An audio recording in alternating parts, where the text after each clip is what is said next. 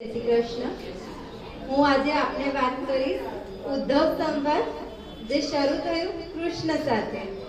કૃષ્ણ આવ્યા મથુરામાં, એમને કંસને માર્યું, પછી વિશ્રામ કરી રહ્યા છે વિશ્રામ ઘાટ ઉપર. ત્યાંથી ગુરુકુલ પરાયણ કરે છે. 4 વર્ષ પછી જ્યારે પાછા આવે છે તો એમને મથુરામાં ગમતું નથી. દેવકી મૈયા એમને જમવાનું પીરસે છે, એમને ગમતું નથી, રડે છે. ઉદ્ધવ એક પ્રિય મિત્ર છે, એમને પૂછે છે તમને શું થયું? તો કે મને વ્રજની યાદ આવે છે, મને મારી માં યશોદા યાદ આવે છે. તો કે તમે તો પરમાત્મા છો, તમે તો પોતે ભગવાન છો, તમારા કેટલા જન્મ થઈ ગયા છે. ઉદ્ધવ એક જ્ઞાની હતા પણ એ પ્રેમી નહોતા. તો કૃષ્ણ એમને એવું કહે છે કે સારું, તે કીધું હું સમજી ગયો તારી વાતને, તારી વાત સાચી છે. તું મારું એક કામ કરીશ, તું વ્રજમાં જઈશ, તું એક વખત વ્રજ જા અને આ વાત તું બધા વ્રજવાસીઓને સમજાવી આવ, તો મને એવું લાગશે કે એ લોકોને વિરહ ઓછું ખાશે, તો મને એ શાંતિ લાગશે. હવે પરાયણ કર્યું છે ઉદ્ધવજીએ. એ નીકળ્યા છે, એમના પાસે છે જ્ઞાન, એ જ્ઞાન લઈને નીકળ્યા છે. એમની મનમાં એક જ્ઞાનનો અહમ છે કે કૃષ્ણ પરમાત્મા છે. પણ વ્રજવાસીઓ એ તો પ્રેમ જ સમજે. એ ગયા રથ ઉપર આરૂઢ થઈને. એ જ્યારે જતા ત્યારે કૃષ્ણ ભગવાને એમને પોતાની કાળી કમળી ઓઢાડી, માથાનું મોરપીંછ આપ્યું. પછી જ્યારે એ પહોંચ્યા અને વ્રજમાં જ્યારે કૃષ્ણના મિત્રો મધુમંગલ, શ્રીદામા, તનસુખા, મનસુખા એ જુએ છે તો એમને એવું કે અમારા કૃષ્ણ આવ્યા છે. એ દોડીને ગયા, ઉદ્ધવને ન જોતા. એ જુએ છે કે કૃષ્ણ ક્યાં છે, કૃષ્ણ આયા કે નહીં. કૃષ્ણને પરાયણ કરતા 4 વર્ષ નીકળી ગયા છે, છતાંય હજુ શું થાય છે, કૃષ્ણની રાહ જોવાઈ રહી છે.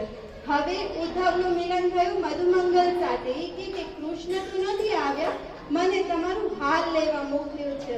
હવે કૃષ્ણ નીકળ્યા છે મધુમંગલ સાથે યાત્રા ઉપર. હવે થાય છે જ્ઞાન અને પ્રેમનો યુદ્ધ. હવે એ પૂછે છે ઉદ્ધવજી કે માતા યશોદાનું ઘર ક્યાં છે, મારે નંદ બાબાને મળવું છે. તો ઉદ્ધવજી એમને કહે છે કે આ જળની જે નાળી છે, એ જે ઘટ એના સાથે સાથે ચાલ્યું જાવ, આ જળની નાળી જ્યાં શરૂ થાય ને એ નંદ બાબાનું ઘર. તો કે એવું કેવું કે નાળું ઘરથી ઉદ્ગમ થાય, એવું તો ન થાય. તો કે એ નાળું જ્યાંથી ઉદ્ગમ થાય એ નંદ બાબાનું ઘર કેમ છે કે બધા વ્રજવાસીઓ 4 વર્ષથી નંદ બાબાના ઘરે જઈને રુદન કરે છે. આ જે પણ જળ છે એ વ્રજવાસીઓના વિરહ અશ્રુ છે, જે હજુ 4 વર્ષ થયા પછી સુકાયા નથી. હવે એ વિચાર કરે કે આટલો બધો વિરહ કેમનો હોઈ શકે. એ જેમ જેમ જાય એમ એમ શૂન્ય થતા જાય છે. પહોંચ્યા મધુમંગલ, એકદમ આવાજ કરે છે, ઓ મૈયા યશોદા, ઓ મૈયા યશોદા ક્યાં છે? જો કોક આવ્યું છે મથુરાથી તમને મળવા.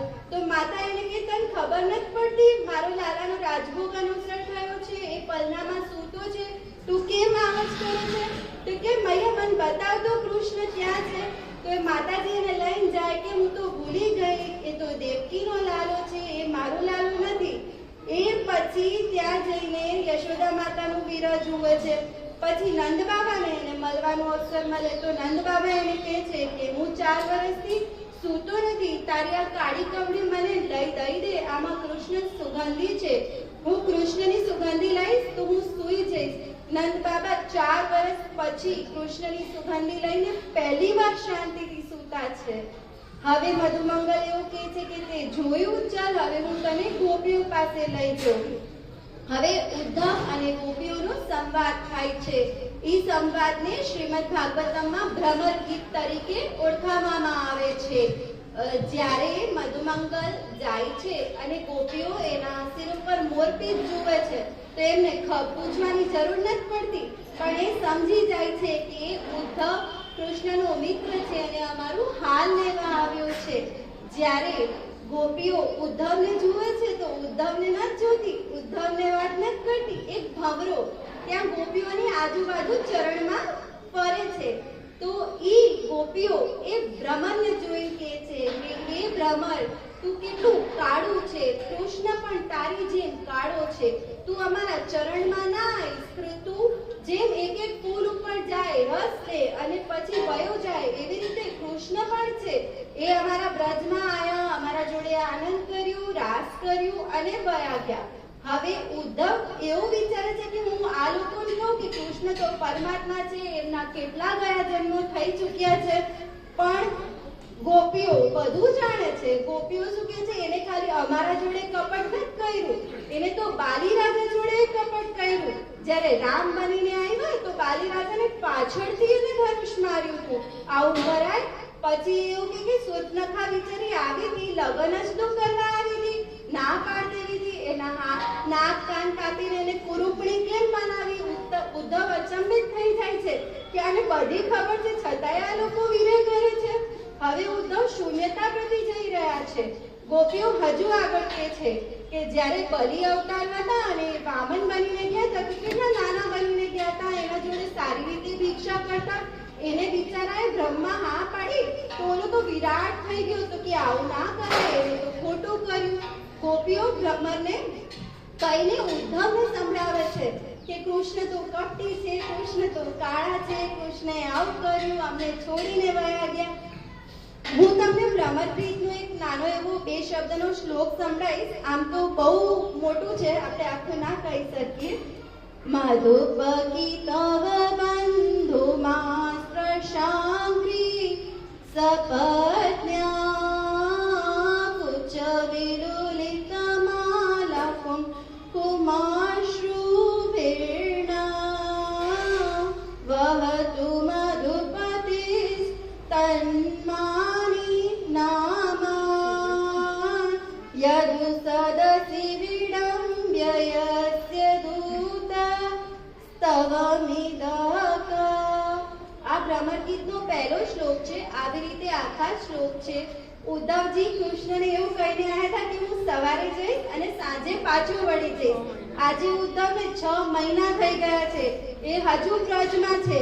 હવે એમનાથી વ્રજનો ત્યાગ થતો નથી, એમને રડવું આવે છે. એ કે 6 મહિના એવી ને એવી સ્થિતિ, એને કપડા એ ત્યાં જ છે, એમને કહે છે કે મારે જાવું નથી હવે વ્રજ છોડીને. તો ગોપીઓને કહે છે કે તમે મને સ્વીકાર કરો, તમે મને તમારા ચરણોમાં રાખો, તમે જ્ઞાની છો પણ તમે પ્રેમી છો. એ ગોપીઓ એને કહે છે કે અમે તો અભાગી છીએ કે અમે કૃષ્ણ પાસે જઈ નથી શકતા, તું કૃષ્ણ પાસે જા, તું અમારો સેવક બનીને દરરોજ એક ભાવ અમારું કૃષ્ણ સુધી એને સંભળાવજે, તેથી કૃષ્ણને વ્રજ વિસરે નહીં ક્યારે. હવે જ્યારે ઉદ્ધવ મથુરા પરાયણ કરે છે અને કૃષ્ણને મળે છે તો કૃષ્ણ એમને કહે છે કે તું તો 2 દિવસમાં પાછો આવવાનો હતો, છેક 6 મહિના તું ત્યાં કેમ રોકાઈ ગયો? તો એ રડે, એ કહે કે પ્રભુ તમે ચલો, પરમાત્મા બીજો કોઈ બની જશે, દ્વારિકા લીલા બીજો કોક કરશે, યુદ્ધ બીજો કોક કરશે મહાભારતનો, પણ તમે વ્રજમાં છો, તમારી વ્રજ સિવાય બીજું કોઈ ઉદ્ગમ છે જ નહીં. ત્યારે શ્રી કૃષ્ણ પરમાત્મા સ્વરૂપ ધારણ કરે છે, વિરાટ સ્વરૂપ ધારણ કરે છે અને ઉદ્ધવને દર્શન આપે છે, જેને એવું કહે છે કે હું વ્રજ ક્યારે છોડીને ગયો જ નથી, વ્રજ મારી અંદર સમાયેલું છે, મારી અંદર જ વ્રજ છે, ગોપીઓ મારી અંદર છે, નંદ બાબા મારી અંદર છે, એમને આખું વ્રજ 84 કોષ પ્રભુના શરીરમાં જ દર્શન થવા લાગે છે. તો ઉદ્ધવ કહે છે કે તમે મારા જોડે આ લીલા કરી કેમ, જ્યારે તમે જ વ્રજ છો અને વ્રજ જ તમે છો તો પછી મને વ્રજ કેમ મોકલ્યો? તો કે ઉદ્ધવ તું મારો સખા છે, તું મારો મિત્ર છે, તું જ્ઞાની હતો પણ તું પ્રેમી નહોતો. મારો ઉદ્ધવ આજે વ્રજમાં જઈને 6 મહિનામાં જે પ્રેમી બનીને પાછો આવ્યો છે, એ પ્રેમ એને ગોપીઓએ દીધું છે. હવે મારા ગોપીઓનો પ્રેમ આખા વિશ્વમાં ફેલાશે, બધાને ખબર પડશે કે વ્રજમાં જે પ્રેમ ઉદ્ગમ થાય એ પછી ક્યારેય નાશ ન પામે. બોલો જય શ્રી કૃષ્ણ.